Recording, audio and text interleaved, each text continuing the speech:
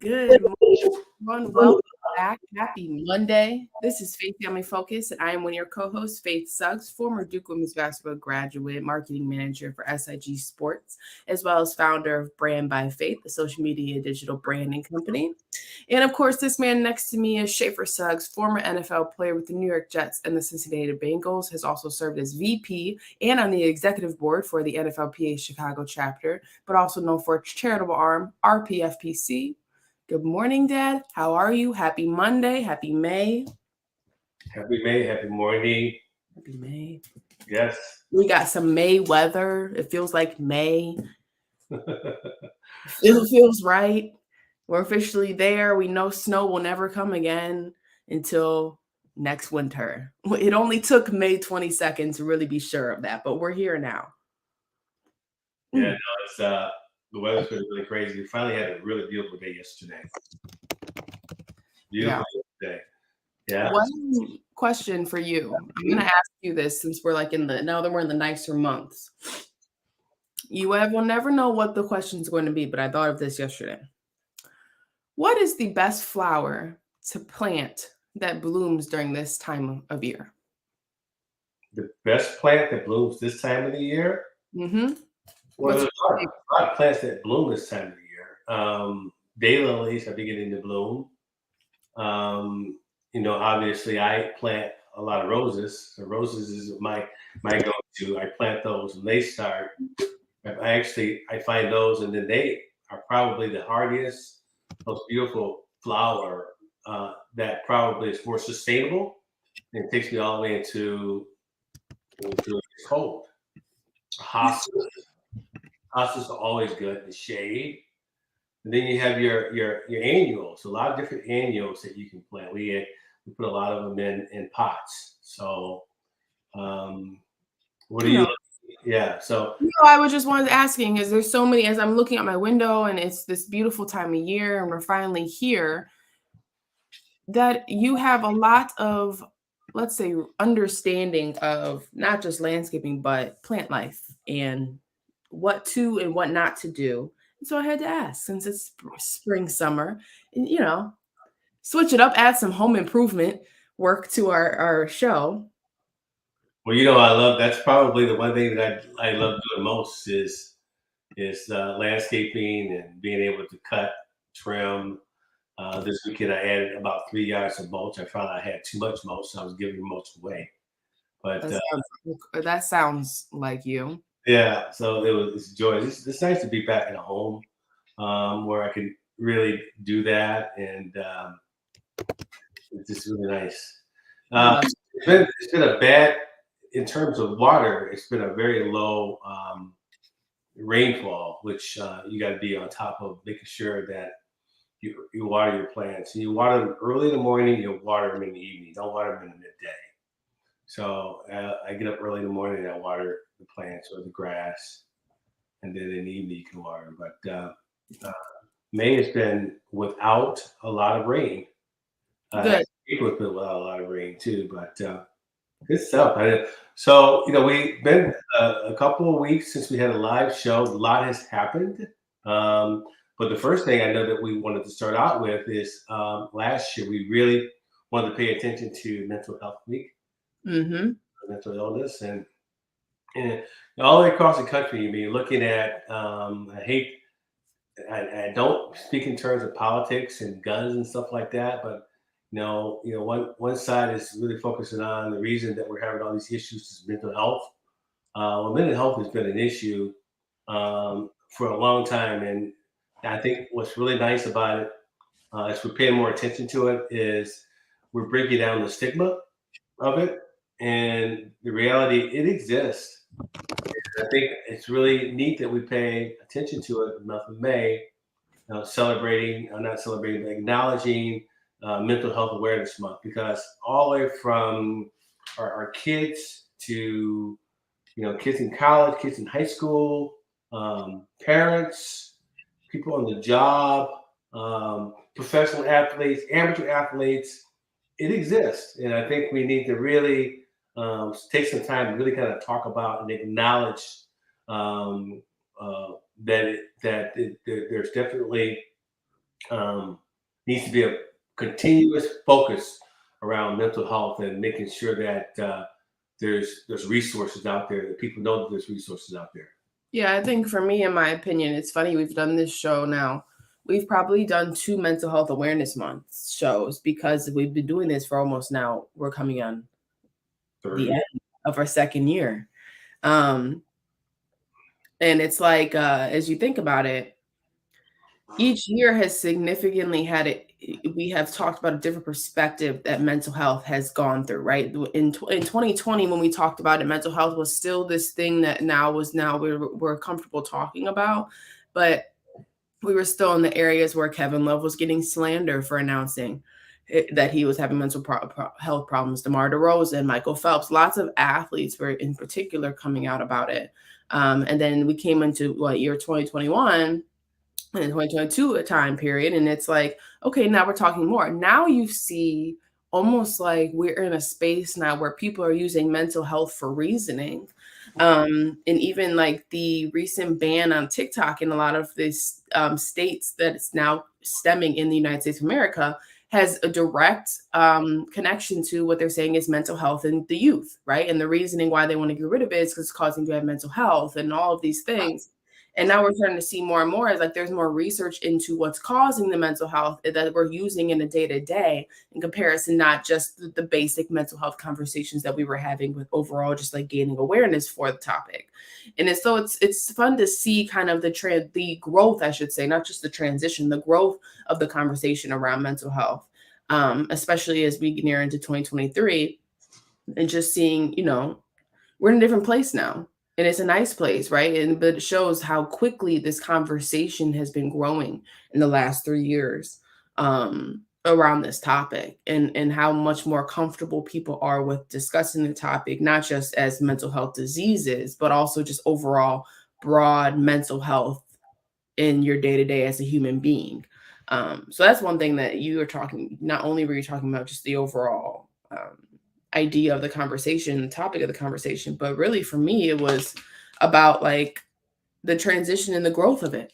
You know what I mean? And the growth of the conversation, the comfort that people are now having more and more to be able to just throw it out there into a conversation without fear of being judged or without fear of receiving backlash on the topic over what they speak out about, specifically in the celebrity spotlight. Right, right. So that to me is the biggest thing. It's just the growth. It's just amazing how far we have gone in 3 years. I think every year we've talked about what tips you could do to feel better and what tips that help and how to acknowledge that you're having mental health problems. And I think right now, and a cool way for us to dive into to today is really discussing what exactly counts as like help and what you could really do to um, put your best foot forward in the conversation on mental health for yourself and not just for the conversation with others.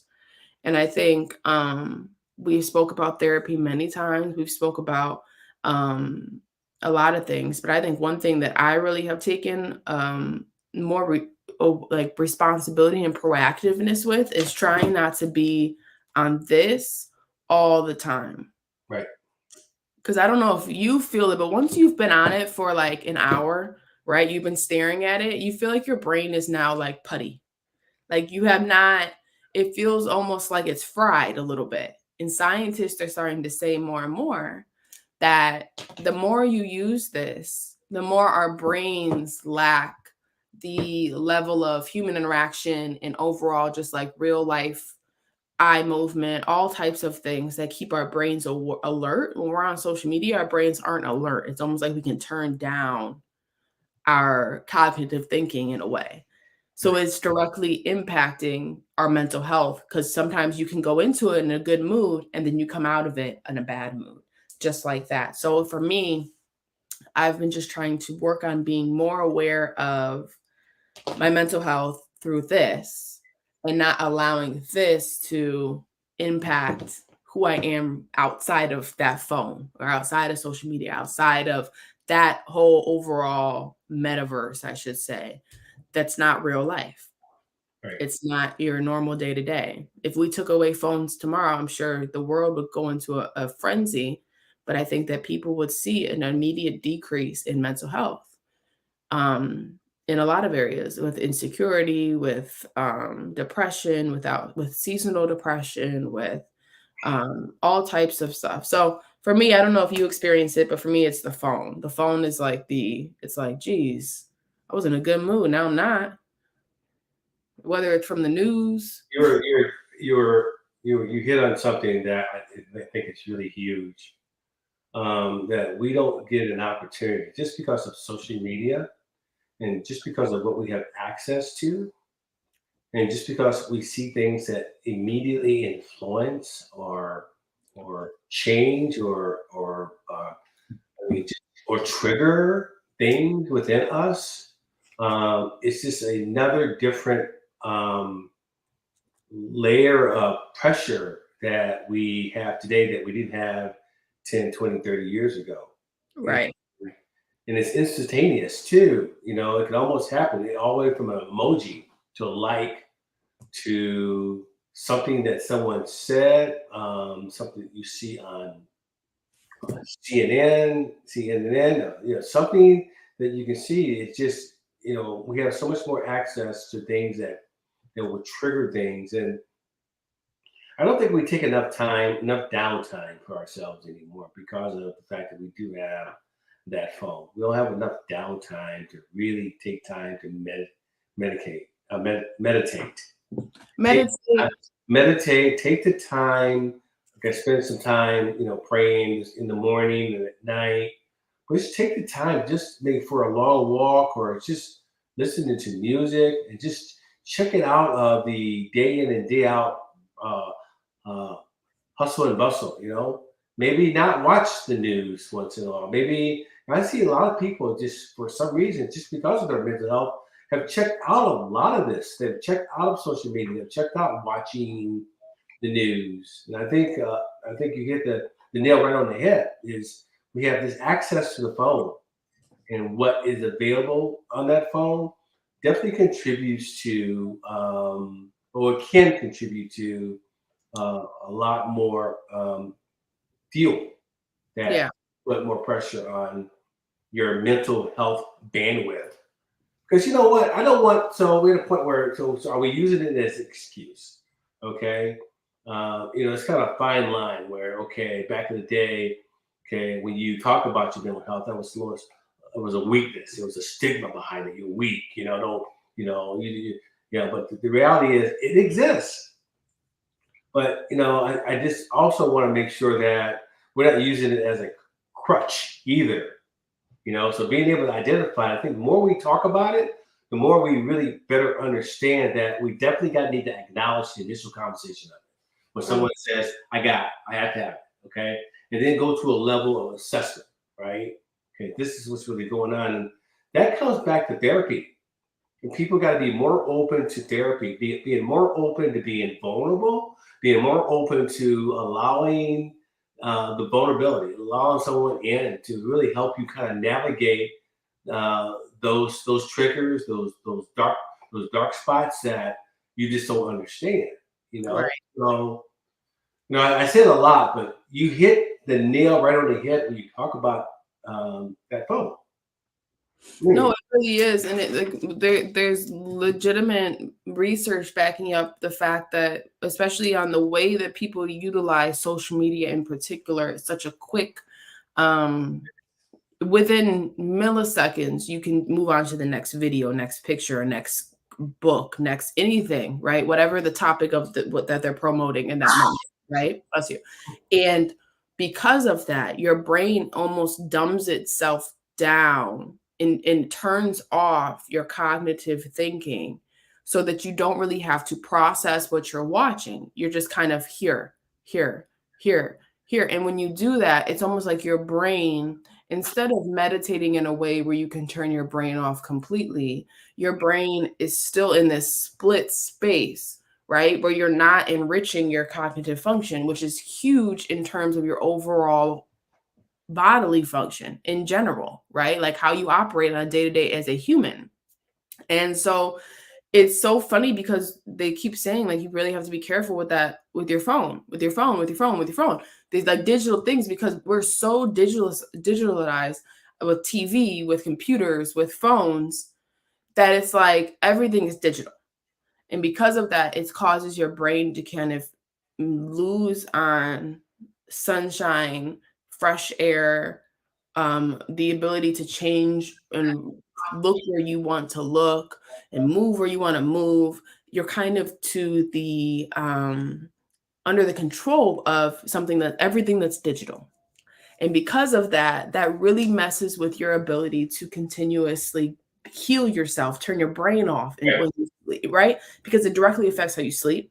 We know that blue light, no in particular, the light that comes off of TVs, computers, and phones causes the really hard to fall asleep quickly. And if anything, fall into a REM sleep, which is what you need to heal your brain and your body. And so you wake up unrested, and when you're unrested, you're cranky. When you're cranky, you don't really want to eat, and then you eat bad. And so it's a whole overall cycle. And it's funny that it's almost like, okay, phones are going to be here to stay, TVs are here to stay, and computers are here to stay, iPads are here to stay. They're not going to go anywhere, right? If anything, they're continuously going to, like, we see like 7 billion kids in airports with their little iPad purses, right? It's an iPad with a handle on it, because the world, we're like, oh, we're tired. We know kids are going to continuously use iPads. Well, let's make sure they don't drop their iPads. So let's add a handle to it instead of making, you know what I mean? There's this constant lean into making it so easy for us to be online. And because of that, we're missing out on the non-online life that we originally had. And it really is messing with people's brains. And that it just, you have to be responsible in how you approach anything, digital, battery powered, electric, because you really are leaning into a different the future. Right. But our bodies are still accustomed to needing the past ways of exercise and walks, like you said, and sunshine and books. I mean, we read so many books online now that it's like people are still getting that wavelength of digital, of computers, of Kindles, of iPads while they're reading, instead of just the simple flipping of a piece of paper, you know? So it all is very much to the mercy of anything digital, and our mental health has to be held responsible, and we have to hold ourselves responsible to be aware of the power of it, right? So that we can take care of ourselves, not just the way we, we stretch and we eat right and things like that, but we have to be conscious of our screen time, because Right. that directly impacts our brains and how we feel about ourselves and how we feel about others in life. Right.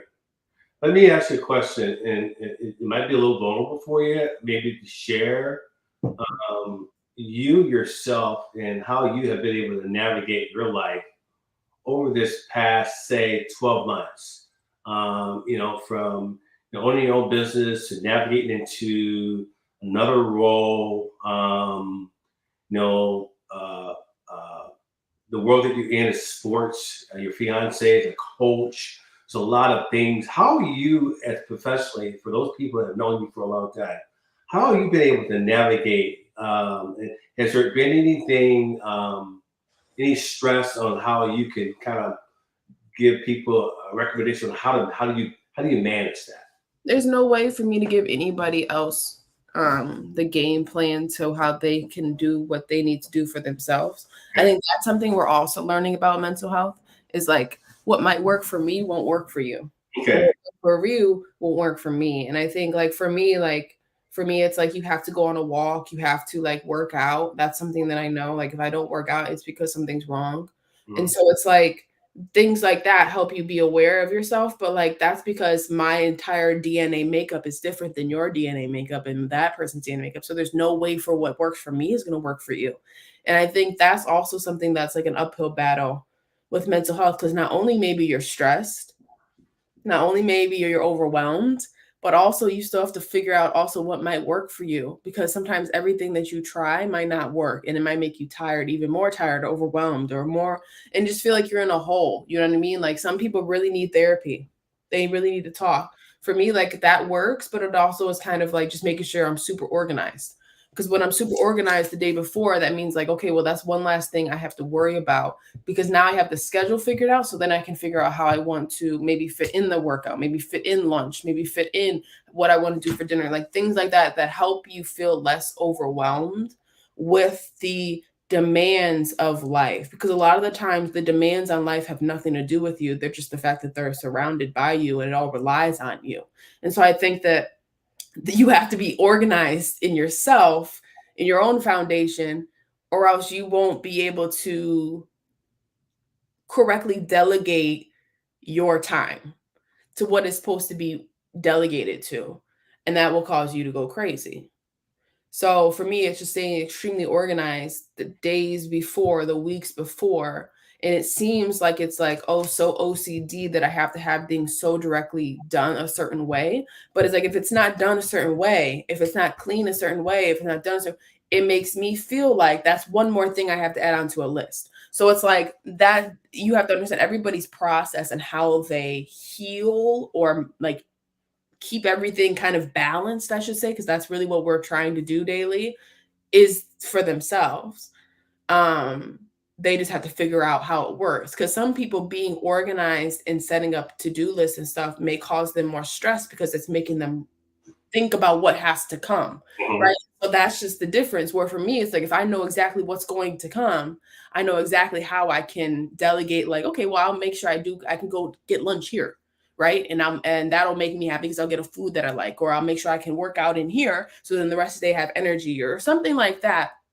So, but for some people, it's like, oh my God, that's so overwhelming. I just wish that so they'll want to do all the work in that moment so they can have a day off, right? It's just small things like that. Like everybody's playbook is different, everybody's mental makeup is different.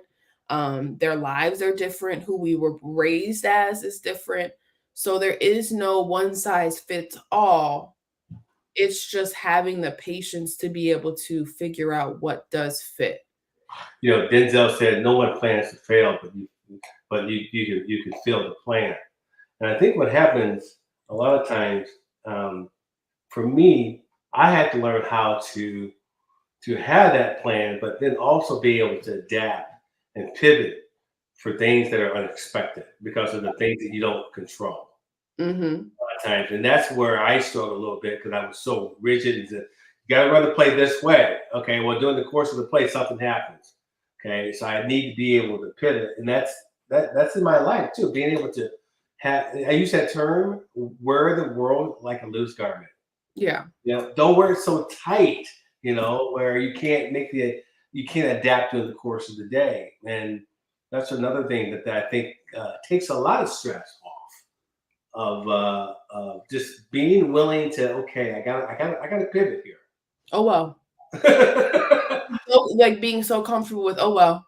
Well, And yeah, it's not easy, right? It's not easy at all, especially when like either you're constantly preparing for something to either go wrong. And that doesn't mean like anything bad. It could be like, oh, you're gonna miss out on an opportunity, or you might not get that job, or you might not, you know what I mean? Like it's always going to be an uphill battle. Like that's just what life is, because you constantly have to go somewhere to get somewhere. And it's like, if you don't, unless you kind of have that like that 24 hours where it's like, oh well, I got nothing you can do there. You just got to right, pivot, right, right? yes, right, yeah. So that's also it's like you can't. I do think that that's really a huge issue with people is you said something that was powerful is have enough confidence to at least know that you need to plan. Some Yeah, people they need to plan, but you need to have a game plan. You know, have a roadmap to your life, to your day, right? So you could have at least a path, but then also understand that there are things that are going to take you off that path and not be afraid to pivot, you know, at the right absolutely, times. absolutely.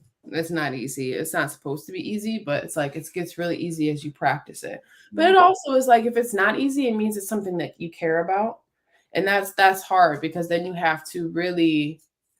That's why life is about crossroads. You know what I mean? Like we're constantly at a crossroads to make a decision, make a hard decision. Like that's just life.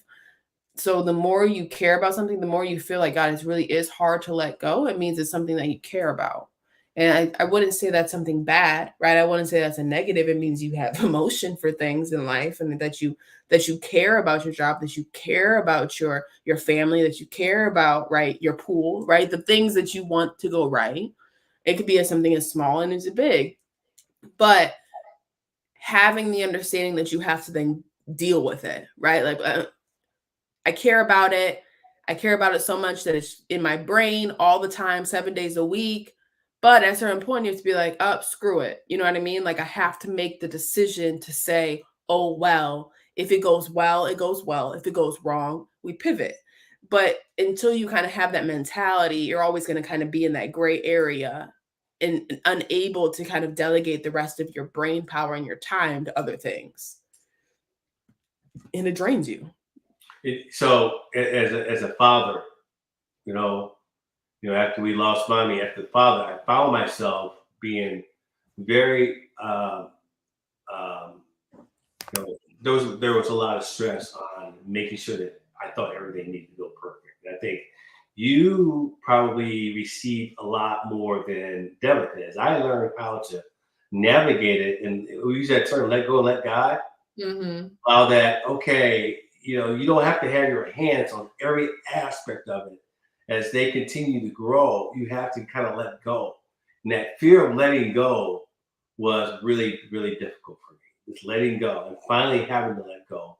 I think a lot of it is a combination of me. If I let go, then I have to turn toward me. Yeah.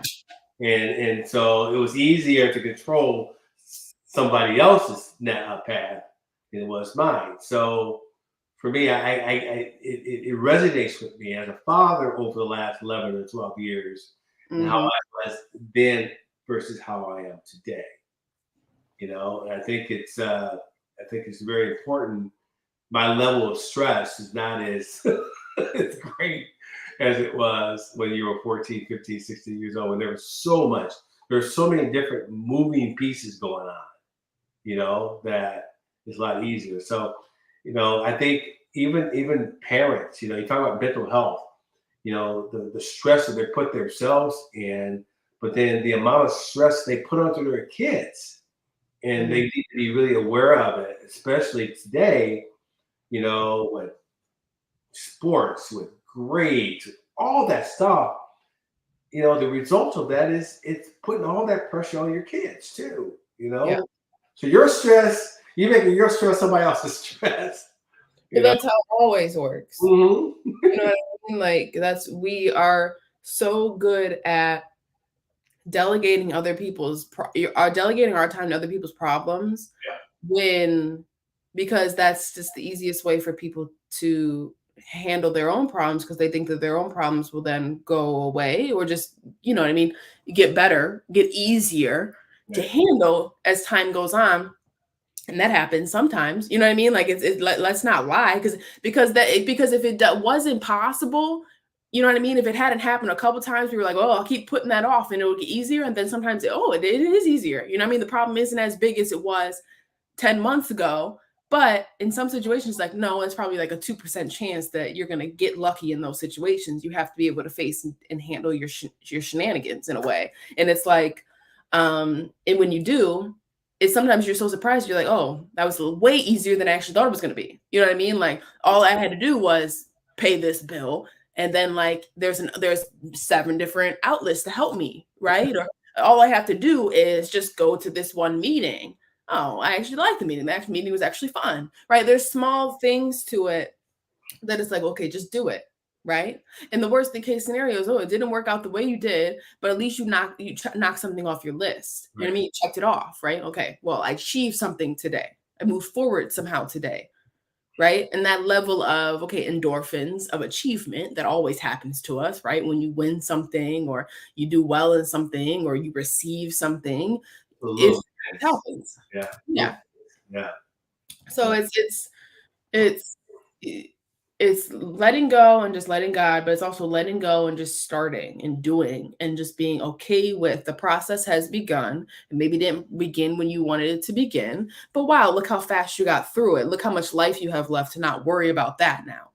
Right. And so there's so many levels to it, and there's so many different ways to dive into that. And I think a good segue for us to dive a little bit into some of our sports stuff with mental health is I have no idea how Brittany Griner is being so exemplary right now after being detained for 80% to 90% Yeah. to come out and play well, have joy. You know what I mean? Like you see it's contagious joy that's radiating off that person. You know what I mean? Yeah. Yeah. Sports that is so. So are you baffled by her ability to be able to? I Yeah. think that's a reprieve because you understand when you're incarcerated. Like I don't know, but I cannot imagine being incarcerated. Nobody knows. Who knows what it's like to be incarcerated in a Russian prison? Let's not just say this is not the penitentiary down in Aurora. This is not. No, we're talking about Russian prison. She was in a colony, a labor camp. So I'm thinking is she has a level of appreciation. Yeah. A huge level of appreciation for her country, Mm-hmm. for her friends, Mm-hmm. her wife, her life in general. I think that's what it is. You know, really realizing, wow, this is what life. This is the more she's valuing what life is like because it was almost taken from her. Yeah, I think. That's what I think you've seen with Brittany. You know, Well, it's a choice too. It's a choice to have that type of mentality. You don't have to be appreciative of life. You can continue to allow life to kick you down, right? Mhm. Because it's not like when she returned to this country, it was well received by everybody, right? There's always nayers to your yayers. And so it's like her ability to turn her head and be just like, I'm so happy I'm alive. I'm so happy I am home. I am so happy that I actually get to play basketball after this, right? Like that I came home and like it's okay that I'm safe here, right? And to come back and then move your way up in the first game in the WNBA all blocks list to number 2 over Lisa Leslie and come back basically looking like you didn't even miss a beat. I know they weren't playing basketball in Russian prison. So her ability to just be so free and kind of just go with life Mhm. is amazing. Yeah. No, it was a joy to watch, and I'm so happy for her, and I'm so happy for women's basketball. You know, there's been a lot of narratives within women's basketball, women's sports over this last year that is really giving a really good lens, a positive lens on that world. And I want it to continue to grow as I watch Candace Parker on the same commercial that Steph Curry's on. This brings joy to see that that progress.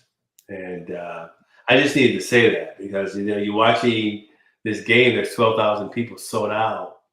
You Yeah, know, like I have seen like every game that I've seen so far, when the Sparks were at Crypto the other day, like, Mercury always sells out, Aces always sell out. Like it's just kind of like if you build it, they will come, and you continuously have to support the process and not wait for immediate results, but instead wait for how sweet the results will be if you put the time in, if you put the patience in.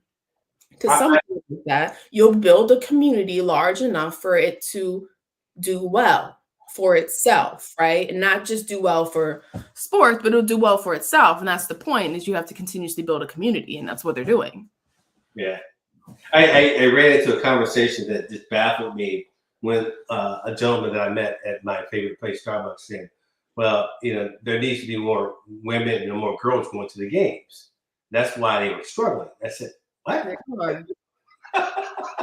But how would you know that? When was the last game you went to? Yeah, right. I said, you see that now there's men watching. That's what's going to make it successful. Yeah, women's got to go, but you just didn't see men watching men's basketball. It becomes a sport that's transcendable, and that's what you've seen over the last 6 months. That everybody's watching it now. Not everybody. More people are watching that game. You Yeah. know, so it's really kind of nice. It goes a long way in the sense that, like, it's not just about the demographic that watches the sport. Mm-hmm. It has everything to do with. It's not just about the men and women who watch the sport or the demographic. It's about why they're watching it and how consistently they're watching it. And because of that, it's all about numbers, right? So it's like, yeah, young boys, girls, and women go, but women and girls make up the entire demographic of the WNBA. So it's like, it's bigger than that, right? It's like, okay, well, why are they watching? Well, they genuinely love to watch women's sports, women's basketball, right? Because it's not men's basketball, right? It's basketball from the women's point of view, which makes it more fun to watch and play and witness, right? Because everyone knows the difference between the two leagues. There's a reason for that, right? What the job is for you to willingly turn towards the sport with an open mind, not a comparison mind, and fall in love with it that way. And when you can fall, because here's the thing, it's so hard for people to understand. It's the exact same thing as if I took my butt to a NHL game. I can't go into the NHL game thinking that I'm going to receive the same experience that I'm receiving if I go to a WNBA game, to an NBA game, to an MLB game. It's not, they're all different, right? Different experiences, the fan experience. So it doesn't make sense for you to go from, okay, well, I'm going to go see WNBA game. I'm going to take my daughters. I'm going to see my family. And you go into it, and it's like, oh, it wasn't as, that's not what we were asking. That's not what we were expecting you to feel. We're expecting you to see what you did like, appreciate what you did like, and return to see it again so that you create a habit of it. And that's kind of how sports works, right? You are introduced to something new and you fall in love with it that way. That's how it was when we were young. The only difference is people are now coming into the WNBA, coming into different leagues, different sports as adults, and having struggles to let go of the original passions and not seeing that they're different than each other, which is what makes it fun. So that's the bigger picture of that situation. Aces scored 105 points, first time to ever happen in a regular season game. It's a super team. It scored 105 points. All those. So just for our viewers, there's a couple of decent players on that team, right? Can you name a few? They've got 4 first picks, I believe. You got Kelsey Plum, Candace Parker, Asia Wilson, Chelsea Gray. Okay, that's enough. Good grief. That's enough in itself. Yeah, you have, I don't know how many championships on that team. You have, I don't know how many MVPs on the team, defensive player of the years of the team, 6th player of the year team, offensive player of the year. It's just, and then they were suspended. Becky was suspended 2 games because of the situation with Dearica Hamby. What? Becky Hammon was suspended 2 games for the situation with Dearica Hamby. And the Aces were fined or something like that. That happened this week. I don't know anything that's news for me. Well, it's on news. It was on ESPN, the Sports Center. Okay. Becky Hammon was suspended 2 games. Dearica Hamby was 6th player of the year 3 years ago. She played for the Aces last year on the championship team. We learned later on that she was pregnant during the season. She just gave birth and she has now returned to play. But the Aces, in the process of the offseason when she was pregnant, there was no guarantee if she was going to play or not in all those situations, which technically you cannot hold an athlete liable to that situation, because at the end of the day, that's what happens when you work with women athletes. There's the chance that they become women. And so the Aces traded her or didn't re-sign her. So she was picked up by the Sparks. She has now, since she's playing, right? She's playing. She had the baby, I want to say 60 days ago. She's playing. and if you can Google it, the WNBA had put out a statement. Becky Hammon was suspended two games. We actually don't really know the full details of the investigation on the organization. I don't think it's just that situation. I think it goes down to the fact that in the offseason, they also required a super team. I think there's a lot of levels to this that they had to go investigate as a league. That caused them to have only 2-game suspension. But it was interesting. Okay, I'll do more research. Yeah, that all failed. Candace Parker moved up in the scoring list. She just passed Sylvia Fowles. She's now, I believe, 6 or 7, so she's not even close to the top yet. I think she still has the person ahead of her is Sue Bird. No shocker there, but probably 1,000 points. Yeah. Probably she played until she couldn't walk. So yeah. But overall, WNBA has started. It began on Friday. Regular season is officially off to the running. It's going to be an interesting season, to say the least, with a couple super teams in the mix, as well as, I don't know if you've been paying attention, but a lot of first-round draft picks this season have already been waived or cut due to issues with the... It's a hard road because until they have more teams, more markets open. We should always want to add more teams, right? That's just the joy of sports. You can be like, oh, let's add another city. Let's add another team. Absolutely. Let's add more spots. Absolutely.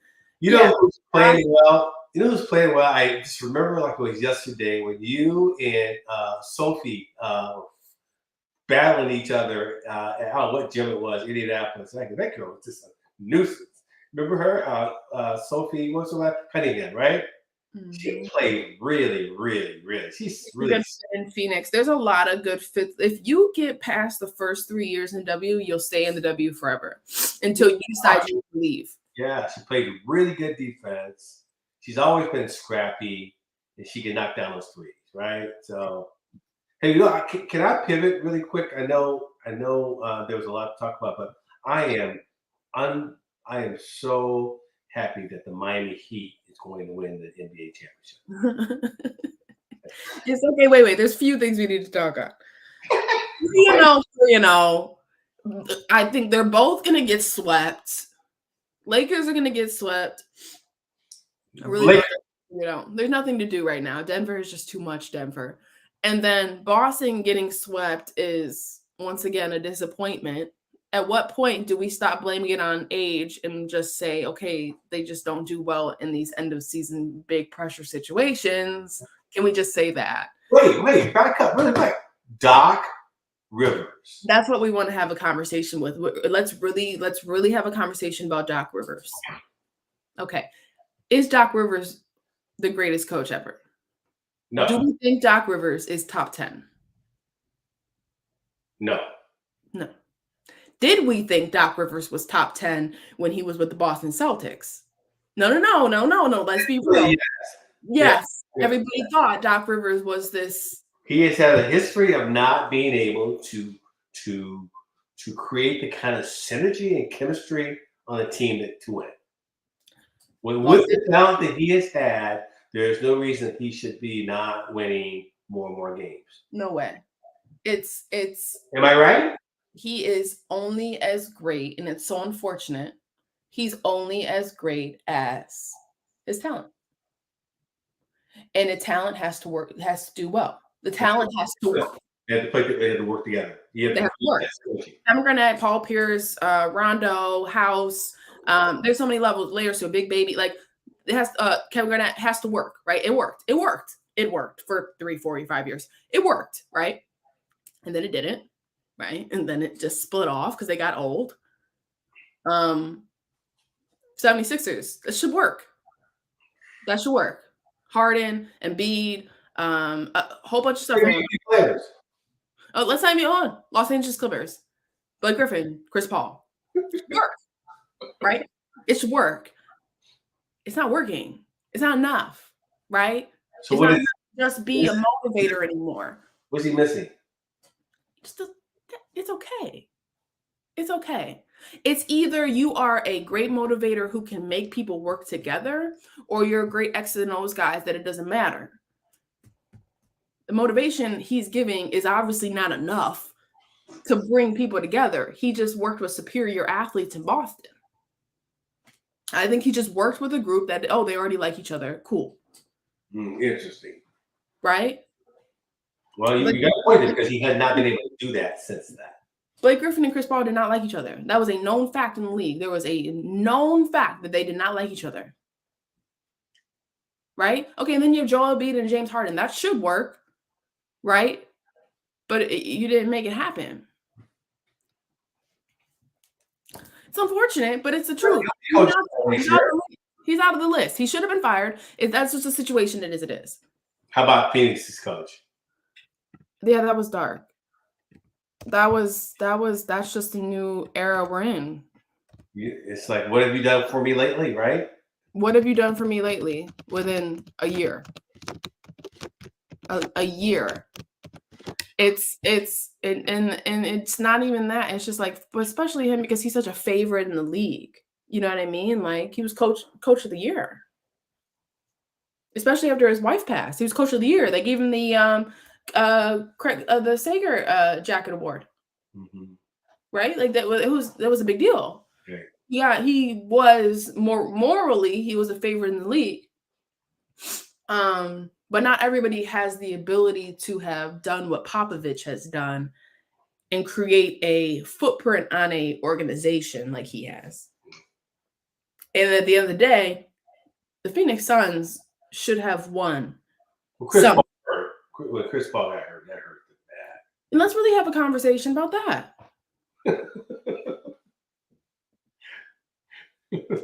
Let's have a conversation about it because it's like I think we all really love Chris Paul, the player. We really love Chris Paul, the NBA athlete and advocate and leader. But LA, Oklahoma City, Houston, Phoenix. Yeah, that's true. New Orleans. Right? It's winning.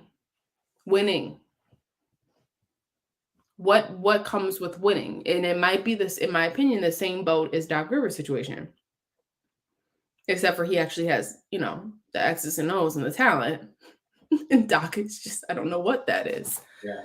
What other so the Celtics coach, is he gonna be okay? Yeah, he just got his first year. His first year. So okay. Is he overachieved, you think?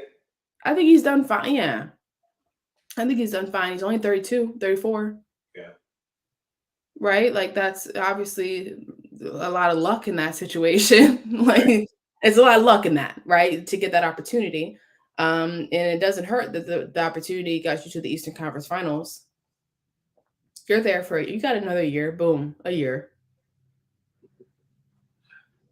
But yeah, Doc Rivers, I'm watching the game. I'm seeing Doc Rivers losing. I'm like, Doc Rivers is going to get fired tomorrow. If not, fired tonight after this game. Yeah, he got fired that night. Yeah. So that wasn't as surprising to anybody at all. I just think it does say a lot about where we have Doc Rivers in coaching history. And it's going to just go down as the Boston Celtics head coach. Mm-hmm. I wanted to.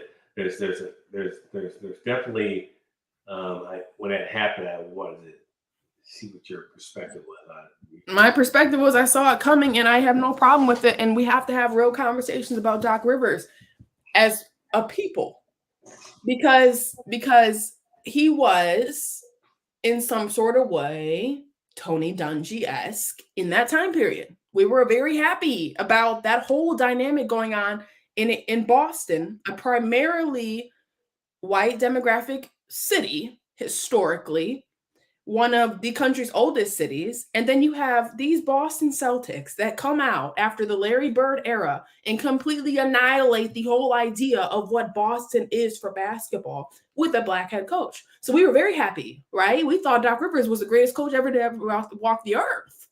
And now we're sitting here and we're like, well, look at all the other guys that came through. And they actually, you know what I mean? They did more than what the situation is. Yes, in this climate, Doc Rivers deserves to be fired. And unfortunately, we need to really take a look at Doc Rivers' ability as a coach, right? He can coach, but what is his assets, right? What is he good at? It's not, you know what I mean? Like, we have to have that conversation. And then we have to have the conversation of, was that enough to put him in the top 10? I don't think so.